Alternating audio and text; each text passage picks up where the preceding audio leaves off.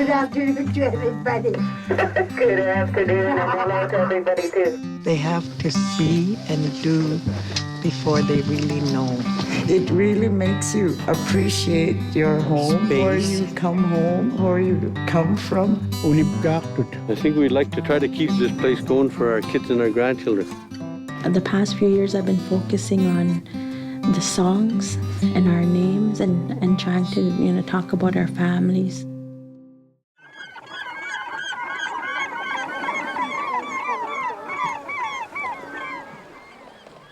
In the summertime, we always come down here to Shingle Point. We just started like maybe 4 or 5 years ago coming here. I just take a break from work and spend time. The most important, I think, is just spending time with my family. My son Jordan liked to come down here and fish and hunt. We started coming down with him, and then my brother Dave, we helped him build a house first, and then I decided to build a house here about 5 years ago too, and we enjoy doing that too, hunting, fishing, and picking the berries. Geez, it becomes like a little town during the Shingle Point games. Quite a few of them come down, maybe, I don't know, sometimes I've seen it close to 200 people, I think, sometimes. 150 to 200 I've seen.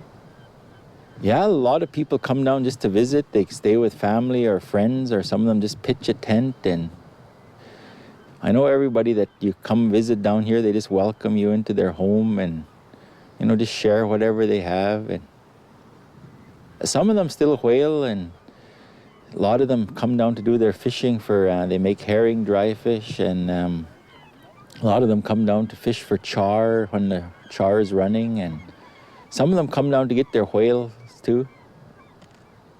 It's just nice to be out here. You get good rest, good sleep, and spend time with family and friends. And I know when people need help, everybody comes to help each other, and it's just nice to be down here and spend time together with family and friends. I think if they're going to do oil and gas development, I think it's got to be pretty safe because, a lot of people come down here and they get a lot of their food off the land, and so they have to be really careful, of how they're drilling or how they're going to take the oil out because, one mistake could, ruin this area for, for a lot of people's food they get off the land.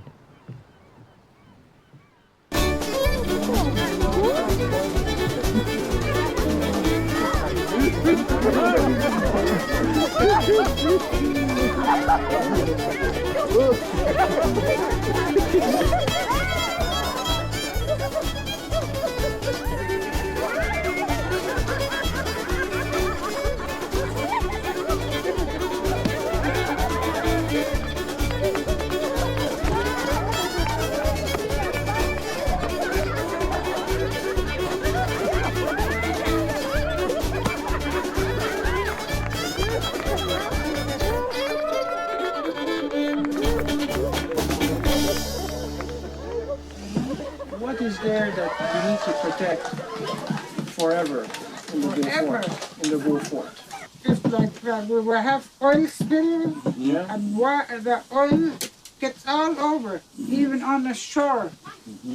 Yeah. That's going to be hard for the animals that's living on the land. And what is it going to do out there to our fish? We get our fish from the water, our seal, and our whale, and we're going to have nothing. As someone who comes from the south, from one of the Canadian provinces, I think about what has been left to me by my ancestors. There are things that I value, the values of modern society and, justice and democracy. But that's a fairly common thing to protect that most citizens of the world have in common. The Inuvialuit people have that as well, but they have something much more precious, which is their own identity and what they represent and their responsibility towards the land and the understanding of what the land gives them back in exchange for that. So I'm overwhelmed by all I've seen, by what our team has seen. This is something you can only discover if you are here, and that's the purpose of being here physically and getting that and keeping that inside of us as we protect the land in our responsibilities as the energy watchdog for oil and gas development in the Beaufort Delta.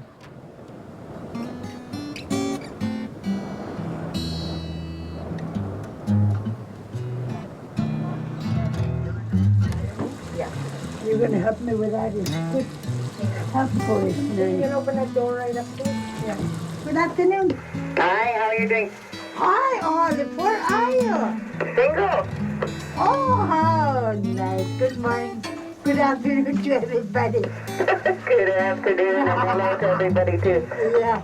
This morning, I think they never get to bed till about 5. They got well too late over. Oh, have a good day. Hello to everyone. Yeah, you two have a good day. They got for 7-11 minutes. God help. Mereka hawalai cud wap tiguna wap tiktun hawaga aga shumalai cuda. We didn't know the job. Yeah. Then you have a light in you that then Henny Uni or Tigraminic have a chocolate Nagas leg in you light shoot. Nick Hiraminic, Tanik Dana. A rain you tap going around in you near the good to brass a low sign about. Pekenyanik piwa lehon sa piwa pangma. Yeah, Mereka. Yeah. 3 o'clock this morning, Neil was on his way to Kendall. They came by here at 3 o'clock in the morning. Oh, you were still up? We were sleeping and somebody knocked, so I got up. That's nice, Rita. Enjoy yourself. Yeah, just finished cutting fish. I'm just going to go over and then go cut some maktek over. Oh, yeah, okay. Okay, Rita, I'll talk to you later after. Okay, then, 833. 7. How you like the old woman who 83 years old working? Good, huh? Could still work when I'm sitting down. I like Gary Island so much. When we landed it, I praise the Lord. Good, huh? Happy to be here. That's good. Boy, good to have strong ladies around, right?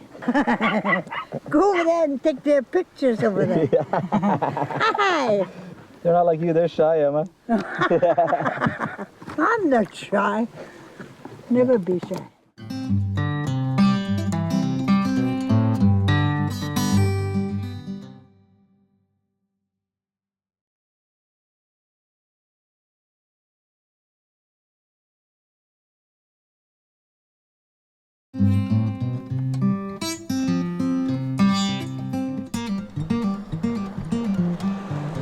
Yeah, don't forget, I was going to then they have to Pigungit kitilyo at kitilyo ka naipekto kurungit at tawad hawayok tuat. Yeah. Naipekto ko sa brain yung nalahin niya actually tingagan. Yeah. When they're that young, then they cut the blubber. That's the first stages of. When they get a little older, and I know they could handle the ulu and the knife more carefully, or then I'll let them skin the dry, that dry skin. When the maktak sits out, the sun dries the top. You have to take that dry skin off first before you cut the blubber off. So if they get good at using the knife, then I promote them from cutting strips to skinning. Then when they get good at skinning, then I'll show them how to cut the blubber off the slabs.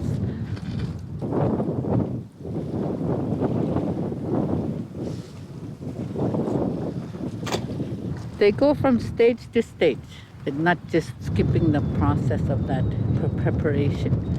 There's all these steps to do. So that's the way I do with the grandkids. That way they're not just right to hear it. they don't know what's happening in here. You know, that part of their culture is lost then, or their teaching is lost. We used to go down all the time when we were growing up, from about the time I was a teenager. I don't know, it's like freedom, you know. You get away from town, there's no stress of town or whatever. Especially when you're a kid, you get to play on the flats and all your cousins are down there. Hey, so Ty, where are we? Baby Island. What happens here? Whaling, swimming, baseball, visiting. Kanawit bit Cassidy. Nakurunga. Kanawit bit Amber. Nakurunga. So how is the whaling camp to you guys? Is it like your home or something? It's like my world. Cassidy? I've been there since I was 2 years old, and it's really nice, and it's a home. What do you bring for surviving out in the bush? A gun. A gun. Food, water, gas. To run your boat. A boat. You bring a gun. You bring cleaning supplies, food, water. What? Huh? Kleenex.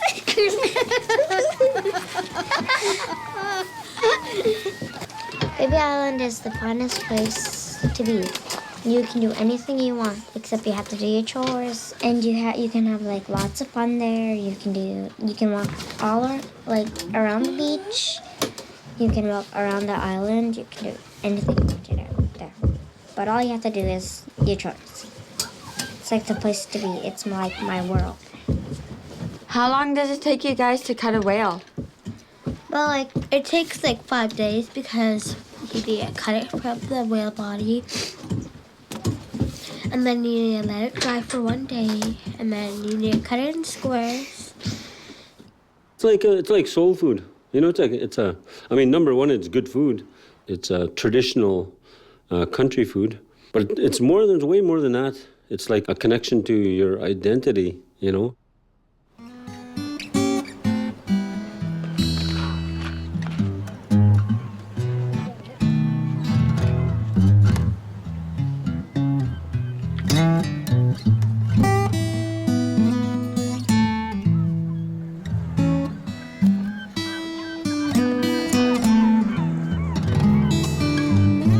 Mawahin.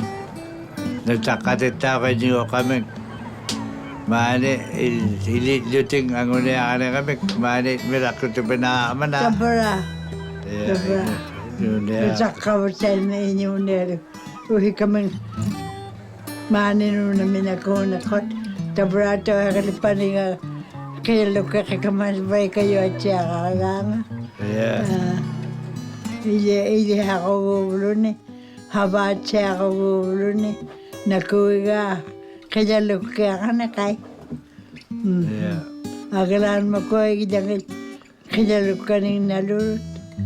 Makpornik tuyon lagarakan nakawa nga paning mga yukuning pinago kaya luka kay hulay niya migo.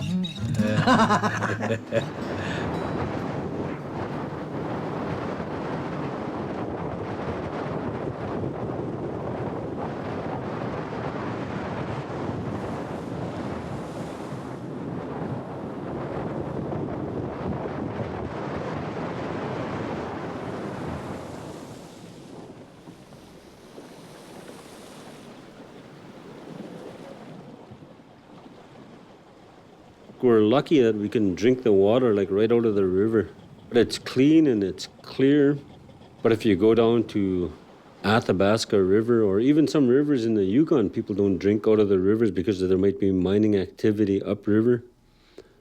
But here we're pretty lucky that we can do that, you know. And I remember when we're out boating and you got a cup and you just dip it in the water, especially in the fall time when it's clear, water's clear. Oh boy, that's the best water, man. And then you make tea with the water too, and then you boil your food with it. All of that effluent from the tar sands and then all the stuff that's going on in the Liard River, and they had that big spill at a coal mine, and all those tiny little particles, they eventually make their way. They got to come right past our front doorstep, and then they go out into the ocean, and then gets into the food chain eventually. So that's another thing. People say, water is sacred and stuff, but I don't know. You can't you throw that word around too much if you don't really have a connection to it.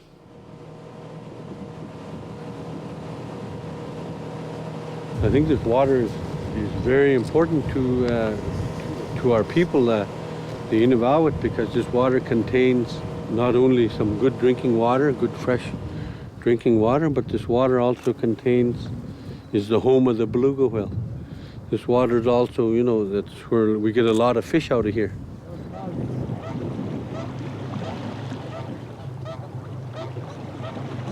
And water, I heard a lot of statements in the past about water. It's, you take that out of your system, then you have nothing. Like today, look, we're buying water bottle. Why? Why? We can't drink the water in our lakes and our rivers. What about the animals that we eat? You contaminate the water, it goes into the food chain. We're part of that food chain, and we have to be careful. So it's just another eye-opener for us to continue to protect it.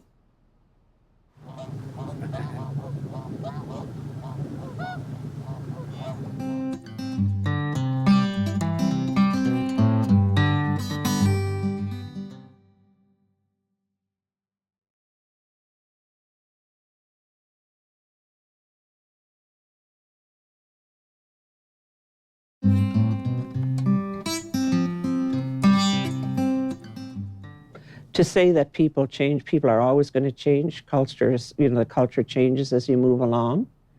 There are a lot of people here that are still very traditional, but they work and they participate. But what has to be recognized that, particularly among the Inuvialuit society, they've been involved with the whaling days that were in the early 1900s. And then, there were a lot of changes in their life over a short period of time. The religious factors, the Dewline situation where there was a lot of activity, and then the building of the town of Inuvik. So over a period of time, there were always, every 10 years, there was something that caused changes or people to adjust or adapt to trying to get the most out of the new opportunities more than anything else. I feel that the Inuvialuit people have complete awareness of their ongoing challenge to protect their identity as a people, their language, their ways of life, the land that surrounds them and that they take care of, and what a sustainable future means for them, and the difficult choices they have to make sometimes between the land and developing an economy that works for them. So I'm here feeling the utmost respect for what they're doing, what they see, what they want to see happen. I also now realize how much they care for each other and the basic notion of sharing. When they harvest a beluga, we heard the stories time and time again. They harvest it with respect. They use every possible part of the whale. And there's always too much for one family.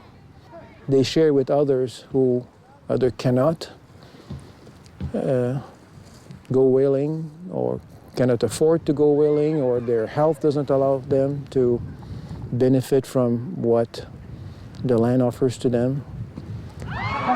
And the notion of gathering is something that I come back with a strong sense of understanding and connection with. I am also envious of the Inuvialuit people because they have something very specific to protect, something that they've kept from time immemorial, which is their ways of life and their connection to the land. We're moving so at a fast pace today, we forget about the important issues that are within our land claims. Everybody has a responsibility. We're all governed to do certain parts. And the community corps has the responsibility. The HTCs have a responsibility, and the elected members that represent the whole Indian Valley settlement region. And we have to come together and ensure that we're covering all the bases, not just piece of the pie is going to be thing. So it's hard, I've been there, and sometimes the decisions that are made, I'm not satisfied because I have my own issues, and my own issues would reflect on who I am as a human being and as an Aboriginal person. Sure, I'd love to continue my traditional way of life as going out there hunting and trapping and living off the land. The next generation may not have that, but we still all have a responsibility as an individual or as an elected member to ensure that we understand everybody out there, big or small, educated or non-educated, that the land and the resources are going to be there. Not everybody's going to continue the traditional lifestyle of, fishing and trapping and whaling and stuff like that. But those who want to continue it, we should be proud of them and help them to continue that. Are we ready for development? Yes, we are, in the right way. And I think if we do it the right way now, it'll be there for tomorrow's generation.